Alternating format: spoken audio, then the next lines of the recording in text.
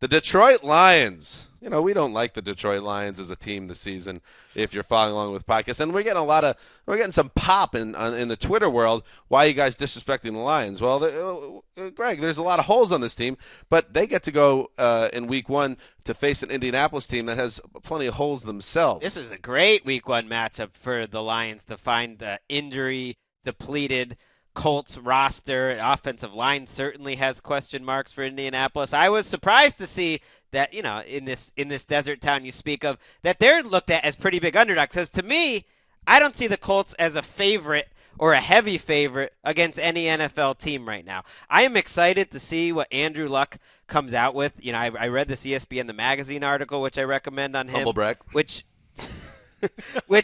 made me start thinking, it's almost kind of Andrew Luck sitting there is like, everyone forgot about me? Has everyone forgot about how unbelievably exciting I am? And I could see this being, talk about 100 points, a game where the offense is just run wild back and forth. Colts dropped 40 points on the Lions in this game. Everybody's wringing their hands over one quarter of action with the Colts offensive line. I think their offensive line is going to be better than last year, and I'm not that worried about their line. I think this is a high-octane offense.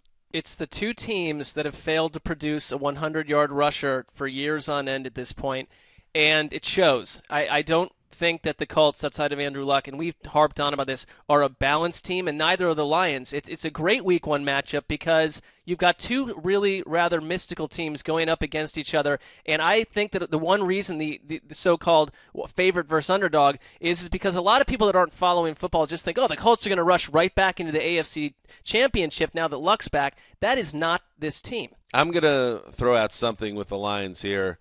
A little Ewing theory type speculation here, because if you want to look positively, this is a good Week 1 matchup. No Vontae Davis in that secondary for Indy. I really like Marvin Jones this year. I really like Golden Tate. Neither guy's a number 1 receiver, but they're both very good number 2s, and that's a lot more than you can say for a lot of other teams. And maybe if Amir Abdullah has the season we thought he was going to have last year, there's some reason for hope that this team can score points. It's a fun offense to watch. I think this is going to be a game with a lot of possessions. This is back when I did the old fantasy. This is an everyone in the pool game. You got someone on one of these teams, just put them in, because the Lions and the Giants, if I had to guess, who's going to be the fastest teams in the league, especially early in the season, I think it's the Lions and the Giants. The Lions are just going to run up and down the field, not make any substitutions. They have the offense to do it, and see if you can outscore the other team. So this is the year, according to you, that we may finally pay some attention to Detroit. We pay attention. We paid very little attention to the key to football in the NFL. Whoa, let me write this down. Hang on. You ready? Yep. Wes's findings. I found this to be true. Key to football. This is big. Double teams. Can you draw them and can you beat them? In the last 2 years, the Lions have lost one on offense and one on defense.